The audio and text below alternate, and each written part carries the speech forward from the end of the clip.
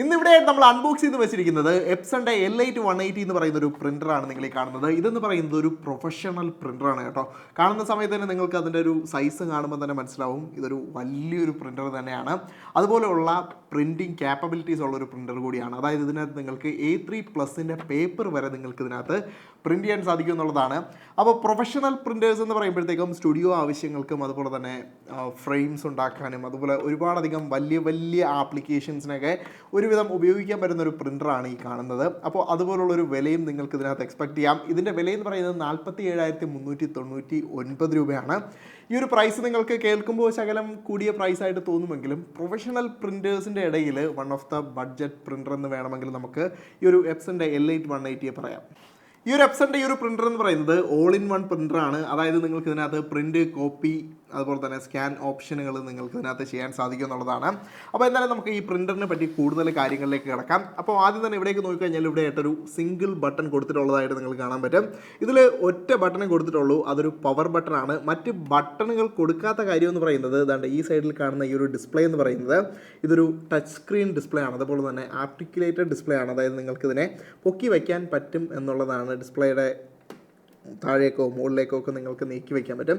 അതുപോലെ തന്നെ ഒരു ടച്ച് ഇൻ്റർഫേസാണ് കൊടുത്തിട്ടുള്ളത്. അതുകൊണ്ട് തന്നെ ഈ ഒരു ടച്ച് ഇൻ്റർഫേസിൽ നിങ്ങൾക്ക് ബാക്കി കാര്യങ്ങളെല്ലാം കൺട്രോൾ ചെയ്യാൻ സാധിക്കും. അതുകൊണ്ടാണ് ഇവിടെ ഈ കാണുന്നത് ഒരു സിംഗിൾ ബട്ടണായിട്ട് മാറിയത്. അപ്പോൾ ഇതിനകത്ത് എവിടെയൊക്കെയാണ് നമുക്ക് ആ ഒരു വലിയ ക്യാപ്പബിളായിട്ടുള്ള ഒരു പ്രിൻറ്റിങ് നടക്കുന്നതെന്ന് വെച്ച് കഴിഞ്ഞാൽ അതിന് വേണ്ടിയിട്ടുള്ള പേപ്പർ ഫീഡ് ചെയ്യുന്നത് ഈ ഒരു പുറകു വശത്തായിട്ടാണ്.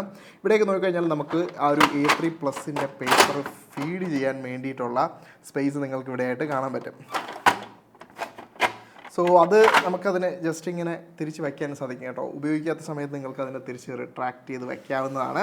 അപ്പോൾ ഇനി നമുക്ക് ഇവിടേക്ക് വരാം. ഇത് ആർട്ടിക്കുലേറ്റഡ് ആയിട്ടുള്ള ഡിസ്പ്ലേ ആണ്. ആവശ്യം കഴിഞ്ഞ് കഴിഞ്ഞാൽ നിങ്ങൾക്ക് മടക്കി വയ്ക്കാം. പിന്നെ പ്രിൻ്റർ കുറച്ച് താഴെയാണ് ഇരിക്കുന്നത്. അതിന് വേണ്ടിയിട്ട് ആ ഡിസ്പ്ലേ കാണാൻ വേണ്ടിയിട്ട് നിങ്ങൾ കുനിഞ്ഞ് കിടക്കണമെന്നൊന്നുമില്ല. നിങ്ങൾക്ക് ജസ്റ്റ് ഇങ്ങനെ ഒന്ന് പൊക്കി വെച്ച് കഴിഞ്ഞാൽ നിന്നുകൊണ്ടും ഉപയോഗിക്കാൻ സാധിക്കും.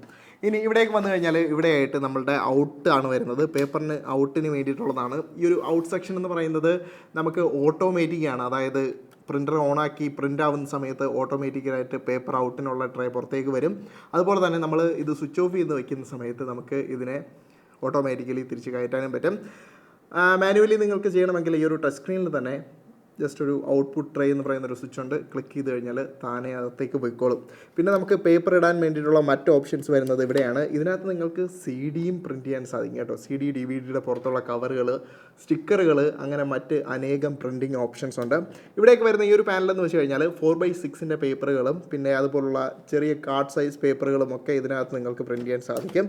അതിന് വേണ്ടിയിട്ടുള്ള ട്രേ ആണിത്. അതിൻ്റെ അടിയിലായിട്ട് ഇതിനെ ഇങ്ങനെ വലിച്ചു കഴിഞ്ഞാൽ നിങ്ങൾക്ക് ഇവിടെയായിട്ട് A4 സൈസ് വരെയുള്ള പേപ്പറുകൾ ഇവിടെയും നിങ്ങൾക്ക് നിറയ്ക്കാൻ സാധിക്കും. ഓക്കെ, അപ്പോൾ അത്രയും കാര്യങ്ങളാണ് ഈ ഒരു പ്രിൻ്ററിൻ്റെ മുൻവശത്തേക്ക് വരുന്നത്. ഇനി ഒരു കാര്യം കൂടെ കണ്ട് പറയാൻ വേണ്ടിയിട്ട് ഇവിടേക്ക് ഈ ഒരു ട്രേ നമ്മളിങ്ങനെ പൊളിച്ച് വയ്ക്കുമല്ലോ. പൊളിച്ച് വയ്ക്കുന്ന സമയത്ത് ഇവിടെയായിട്ടൊരു SD കാർഡിൻ്റെ ഓപ്ഷനും അതുപോലെ തന്നെ USB-യുടെ ഓപ്ഷനും കൊടുത്തിട്ടുണ്ട്. അതായത് നിങ്ങളിപ്പോൾ ഒരു മെമ്മറി കാർഡൊക്കെ ക്യാമറയിൽ നിന്ന് എടുത്തിട്ട് നിങ്ങൾക്ക് അതിനകത്തുള്ള ഫോട്ടോസൊക്കെ പ്രിൻറ്റ് ചെയ്യണം, കമ്പ്യൂട്ടറില്ല, ജസ്റ്റ് ഇതിനകത്തേക്ക് ഇട്ട് കഴിഞ്ഞാൽ നിങ്ങൾക്ക് അതുവഴി ആക്സസ് ചെയ്ത് പ്രിൻറ്റ് ചെയ്യാൻ സാധിക്കും. അതുപോലെ തന്നെ USB ഓപ്ഷനും കൊടുത്തിട്ടുണ്ട്. പെൻ ഡ്രൈവിലാണെങ്കിലും സെയിം അതുപോലെ തന്നെയാണ്. പുറകെ വശത്തേക്ക് വന്നു കഴിഞ്ഞാൽ നമുക്ക് കിട്ടുന്ന പോർട്ട് എന്ന് വെച്ച് കഴിഞ്ഞാൽ ലാൻ പോർട്ട് കൊടുത്തിട്ടുണ്ട്. അതുപോലെ തന്നെ കമ്പ്യൂട്ടറിലേക്ക് കണക്ട് ചെയ്യാനുള്ള ഒരു പോർട്ടുണ്ട്. പവർ കേബിളാണ് വരുന്നത്. പിന്നെ ഇവിടേക്ക് വന്നു കഴിഞ്ഞാൽ നമുക്ക് സ്കാൻ കോപ്പി ഓപ്ഷന് വേണ്ടിയിട്ടുള്ളതാണ്. ഇത് നിങ്ങൾ ശ്രദ്ധിച്ചോ, ഇത് കുറച്ചുകൂടെ നമുക്ക് കുറച്ച് വലിയ പേപ്പർ വെച്ച് കഴിഞ്ഞാലും നമുക്ക് അത് ഫ്ലെക്സിബിളായിട്ട് ഇരിക്കാൻ കണക്കാക്കിയിട്ടാണ് നിർമ്മിച്ചിട്ടുള്ളത്. അതായത് ഇതിൻ്റെ ഇടയിൽ ഒരു കട്ട് ഔട്ട് ഉണ്ട്.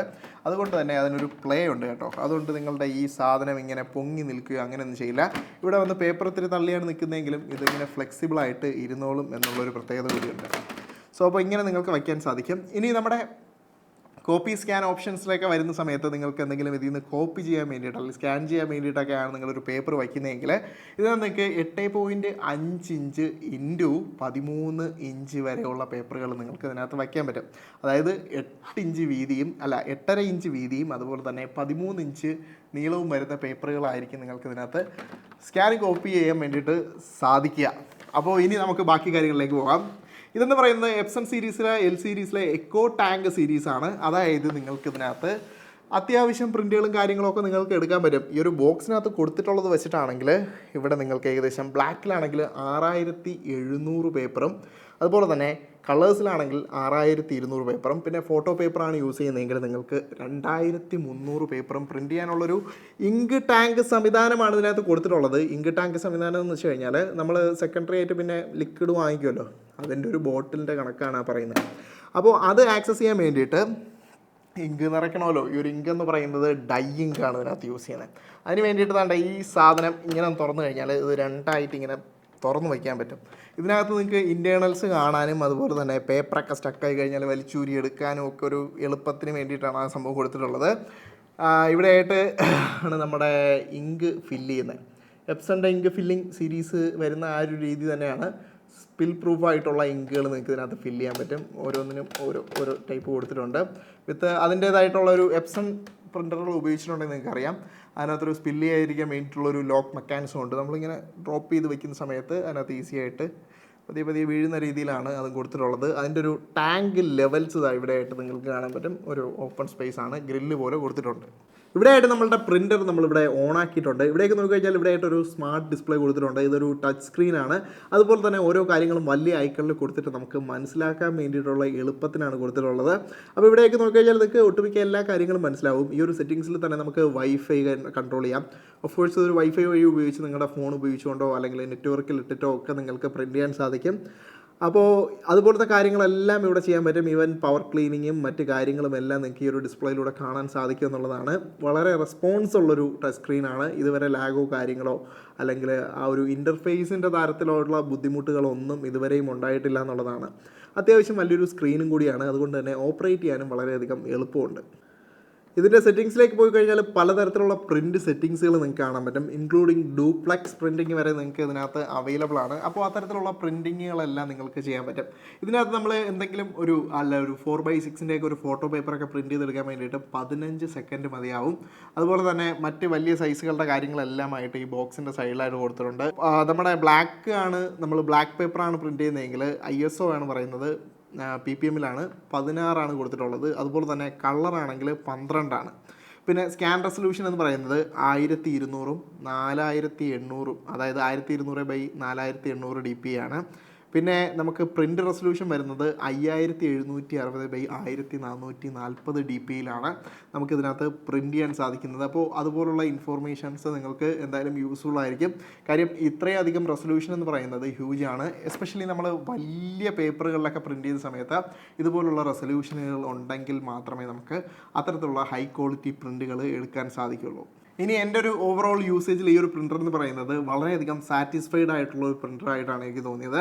ഞാൻ പലതരത്തിലുള്ള പ്രിൻറ്റുകൾ ഇതിനകത്ത് എടുത്തിട്ടുണ്ട്. ഞാൻ കൂടുതലും എടുക്കാറുള്ളത് ലോങ് സൈസ് A3+ സൈസിലുള്ള ഫോട്ടോ പ്രിൻറ്റുകളാണ് ഇതിനകത്ത് എടുക്കാറുള്ളത്. നോർമൽ ഒരു A4 സൈസിനോ മറ്റ് സൈസുകൾക്കൊക്കെ നമുക്ക് മറ്റുള്ള പ്രിൻ്ററുകൾ ഉപയോഗിക്കാൻ സാധിക്കുമെങ്കിലും ഇതിനകത്ത് A3+ൻ്റെ കാര്യമാണ് ഇന്നെനിക്ക് ഊന്നി പറയാൻ വേണ്ടിയിട്ടുള്ളത്. കാര്യം എല്ലാ പ്രിൻ്ററുകളിലും നമുക്ക് ആ ഒരു A3+ ഓപ്ഷൻ കിട്ടുന്നതല്ല. അപ്പോൾ അതിനനുസരിച്ച് നമുക്ക് ഇതിനകത്ത് ചെയ്യാൻ പറ്റും എന്നുള്ളതാണ്.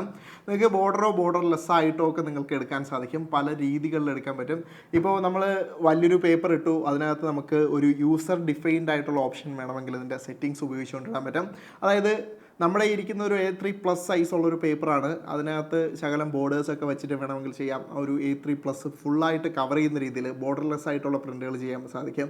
അല്ലെങ്കിൽ നിങ്ങൾക്ക് ആ ഒരു പേപ്പറിൻ്റെ തന്നെ ഏതെങ്കിലും ഒരു പാർട്ടിൽ പ്രിൻറ്റ് ചെയ്യണമെങ്കിൽ അങ്ങനെ പ്രിൻറ്റ് ചെയ്യാനും ഈ ഒരു പ്രിൻ്റർ ഉപയോഗിച്ചുകൊണ്ട് സാധിക്കും എന്നുള്ളതാണ്. സോ ഇതൊരു എസ്പെഷ്യലി പ്രൊഫഷണൽ പ്രിൻ്റർ സീരീസിൽ വരുന്നൊരു സാധനമായതുകൊണ്ട് തന്നെ നിങ്ങൾക്ക് അത്തരത്തിലുള്ള കാര്യങ്ങളെല്ലാം ചെയ്യാൻ പറ്റും.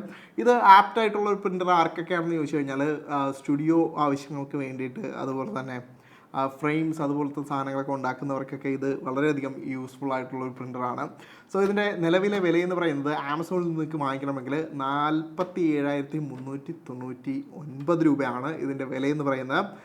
വില കേൾക്കുമ്പോൾ നിങ്ങൾക്ക് തോന്നും ഇതെങ്ങനെയാണ് ഒരു ബഡ്ജറ്റ് ഫ്രണ്ട്ലി പ്രിൻ്റർ എന്നൊക്കെ പറയുന്നത് തോന്നും. പക്ഷേ നമ്മൾ ആ ഒരു പ്രൊഫഷണൽ പ്രിൻറ്റിങ്ങിൻ്റെയൊക്കെ ഒരു സ്റ്റാർട്ടിങ് പ്രൈസ് എന്നൊക്കെ വേണമെങ്കിൽ ഇതിനെ നമുക്ക് കണക്കാക്കാം. ഇതിനെ ഉപമിക്കാൻ പറ്റുന്നത് കനോണിൻ്റെ പിക്സ്മയൊക്കെ ആയിട്ടാണ്. സോ ആ ഒരു ലെവൽ ക്വാളിറ്റി ആയിരിക്കും നിങ്ങൾക്ക് ഇതിൽ നിന്ന് എക്സ്പെക്ട് ചെയ്യാൻ സാധിക്കുന്നത്. അപ്പോൾ ഗൈസ്, ഈ ഒരു പ്രിൻ്റിനെ പറ്റിയിട്ട് അത്രയും കാര്യങ്ങളാണ് പറയാനുള്ളത്. എന്താണ് നിങ്ങളുടെ അഭിപ്രായം എന്നുള്ളത് താഴെ കമൻറ്റ് സെക്ഷനിൽ പറയാൻ മറക്കരുത്. അതുപോലെ തന്നെ ഈ ഒരു പ്രിൻ്റർ നിങ്ങൾക്ക് വാങ്ങിക്കണമെങ്കിൽ താഴെ ഡിസ്ക്രിപ്ഷനിൽ ഞാൻ ഇതിൻ്റെ ലിങ്ക് ആഡ് ചെയ്തിട്ടുണ്ട്, നിങ്ങൾക്ക് അതുവഴി വാങ്ങിക്കാവുന്നതാണ്.